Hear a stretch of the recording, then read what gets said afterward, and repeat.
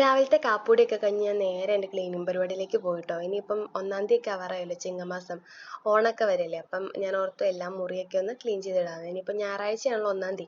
അപ്പം അതിന് മുമ്പ് എനിക്ക് ഇനിയിപ്പോൾ സമയം കിട്ടിയെന്ന് വരില്ല, കാരണം ഒരു കല്യാണമൊക്കെ ഉള്ളതുകൊണ്ട് നാളെ ചേച്ചിയൊക്കെ വരും, പിന്നെ എല്ലാവരും ഉണ്ടാവുമല്ലോ. അപ്പോൾ അതുകൊണ്ട് ഇന്നങ്ങ് തീർത്തിടാമെന്ന് വിചാരിച്ച് അങ്ങനെ ആദ്യമേ ഞങ്ങളുടെ മുറിയിലേക്കാട്ടോ പോയത്. അപ്പോൾ ഞങ്ങളുടെ മുറിയിൽ ഇങ്ങനെ കുറച്ച് ഈ നനവ് വന്നിട്ടാന്ന് തോന്നുന്നു, ഈർപ്പത്തിൻ്റെ ഇങ്ങനെ പെയിൻറ് ഇങ്ങനെ ഇളകി ഇളകി വരുന്നുണ്ടായിരുന്നു. അപ്പോൾ അതിന് ആദ്യം ഞാൻ രാവിലെ കുടഞ്ഞ് വെച്ചിട്ടായിരുന്നു കേട്ടോ. അത് ഞാൻ ഒന്നുകൂടി തട്ടി കുടഞ്ഞിട്ട് പിന്നെ നേരെ ജനലൊക്കെ കഴിഞ്ഞ ഞാൻ ഒന്ന് തുടച്ചുകൊണ്ട് ഒത്തിരി വലിയ പൊടിയൊന്നും ഉണ്ടായില്ല കേട്ടോ. ഇടയ്ക്ക് ഞാനൊന്ന് തുടച്ചായിരുന്നു. അങ്ങനെ ഇതേ വേഗം ഒന്ന് ഓടിച്ചിട്ട് തുടയ്ക്കുകയാണ് ചെയ്തത്. പിന്നെ ഞങ്ങളുടെ കട്ടിലിട്ടേക്കണ സൈഡിലൊരു ജനലുണ്ട്, അവിടെ ഇച്ചിരി പൊടി ഉണ്ടായിരുന്നു.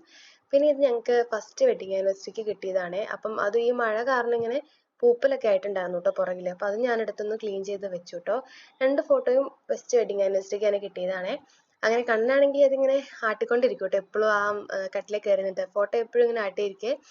അങ്ങനെ 2 ഫോട്ടോയും നന്നായിട്ട് അങ്ങ് തുടച്ചെടുത്ത് വെച്ചു കേട്ടോ. ഒരെണ്ണത്തിൻ്റെ പുറകിൽ അങ്ങനെ വലിയ പൊടിയൊന്നും ഉണ്ടായില്ല, ഒരെണ്ണത്തിൻ്റെ പുറകിൽ ഇങ്ങനെ പൂപ്പൽ പോലെ ഉണ്ടായിരുന്നു കേട്ടോ. അങ്ങനെ അതൊക്കെ തുടച്ചിട്ട് പിന്നെ ഇത് ഞങ്ങൾക്ക് കല്യാണത്തിന് കിട്ടിയൊരു ഫ്രെയിം, അത് ഞാൻ തുടച്ചിട്ട് അവിടെ തൂക്കിയിട്ടു കേട്ടോ. പിന്നെ ഞങ്ങൾ 3 പേരും കൂടെയുള്ള ആകെ ഒരു ഫ്രെയിം ആട്ടോ കുഞ്ഞിത്. അപ്പം അതെൻ്റെ ഒരു ഫ്രണ്ട് ഫ്രെയിം വർക്കൊക്കെ ചെയ്യുന്നുണ്ട്, അപ്പോൾ അവളെ കൊണ്ട് ഞാൻ ചെയ്യിച്ചതാണ്.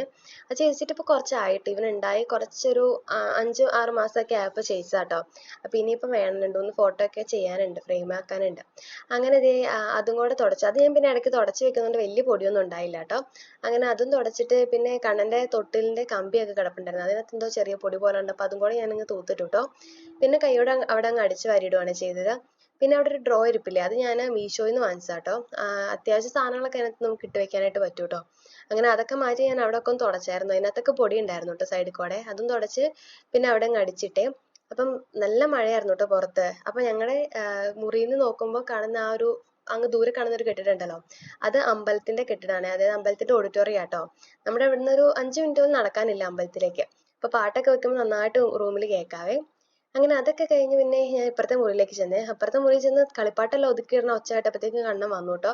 കണ്ണൻ വീണ്ടും അതെല്ലാം നിരത്തിയിട്ടു. പിന്നെ ഞാൻ ആ തുണിയെല്ലാം പറക്കി ഞങ്ങളുടെ മുറിയിലെ അലമാരയിലേക്ക് കയറ്റാനുള്ളതായിരുന്നു. അപ്പോൾ അതെല്ലാം കൊണ്ടുപോയി അതിനകത്തേക്ക് വെച്ചേ. അപ്പോഴേക്കും കണ്ണൻ അതെല്ലാം നിരത്തി വീണ്ടും കളിയായിരുന്നു കേട്ടോ. പിന്നെ ഞാനത് ഒതുക്കാൻ നിന്നില്ല, കാരണം ഒതുക്കാൻ നിന്നാൽ വീണ്ടും കണ്ണൻ എന്തായാലും നിരത്തി ഇടുമല്ലോ.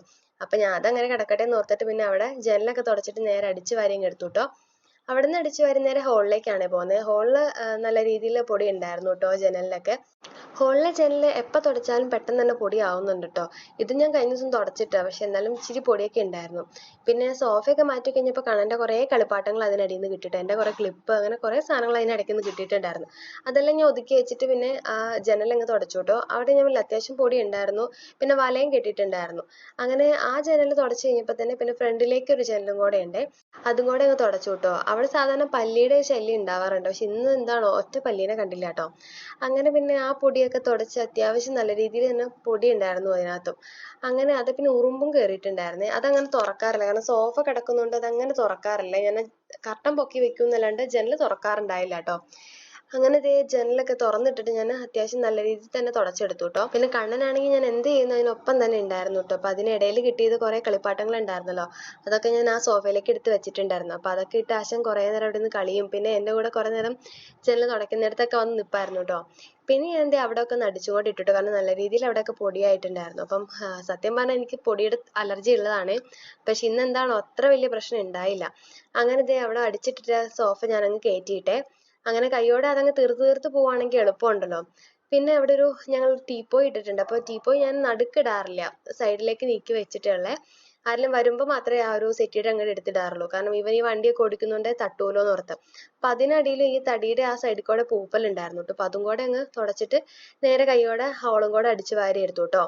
അങ്ങനെ അടിച്ചുവാരലെല്ലാം കഴിഞ്ഞിട്ട് ഞാൻ നേരെ കൈയോടെ തുടച്ചിട്ടു കേട്ടോ. കണ്ണൻ ഉറങ്ങണതിന് മുമ്പ് എൻ്റെ പണിയെല്ലാം തീർക്കുവാണെങ്കിൽ കണ്ണൻ കിടക്കുന്ന നേരത്തെ ഇത്തിരി റെസ്റ്റ് എടുക്കാമല്ലോ എന്ന് ഓർത്താണ് ഞാൻ എല്ലാം പെട്ടെന്ന് ചെയ്തത് കേട്ടോ. അങ്ങനെ ഞങ്ങളുടെ മുറിയാണ് ആദ്യം തുടച്ചെടുത്തത്. അങ്ങനെ 2 റൂമും തുടച്ച് നേരെ ഹോളിലേക്ക് വന്ന് ഹോളും നന്നായിട്ട് അങ്ങ് തുടച്ചെടുത്തു കേട്ടോ. പിന്നെ തുടച്ചിട്ടാലും എനിക്ക് ഈ തുടച്ചിടുമ്പം അതിലിങ്ങനെ ഇറങ്ങി നടക്കണം ഇഷ്ടമല്ല കേട്ടോ. കണ്ണനാണെങ്കിൽ എപ്പോഴും അതിൽ അങ്ങോട്ടും ഇങ്ങോട്ടും നടപ്പായിരുന്നു കേട്ടോ. ഇടയ്ക്കാശാനൊന്ന് വീഴുകയും ചെയ്തു, പക്ഷെ കാര്യമായിട്ടൊന്നും പറ്റിയൊന്നുമില്ല കേട്ടോ.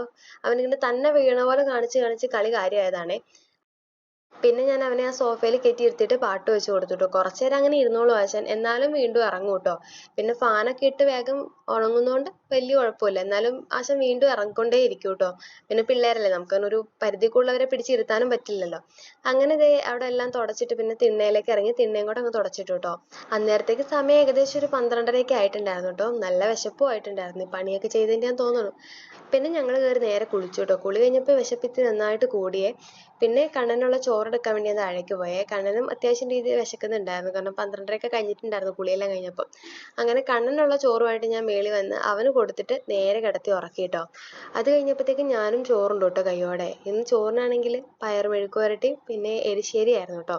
അങ്ങനെ ചോറൊക്കെ കൊണ്ടു കഴിഞ്ഞപ്പോഴത്തേക്കും വൈകുന്നേരത്തേക്ക് കണ്ണനുള്ള ചോറും കൂടെ അരിയും കൂടെ ഞാനങ്ങ് തിളപ്പിക്കാനായിട്ട് എടുത്ത് വെച്ച്. അപ്പോൾ വെള്ളം തിളപ്പിക്കാൻ വെച്ചിട്ട് അരി അങ്ങോട്ട് കഴുകിയിട്ട് കൈയോടെ അതും ഇങ്ങോട്ട് ഇട്ടു കേട്ടോ.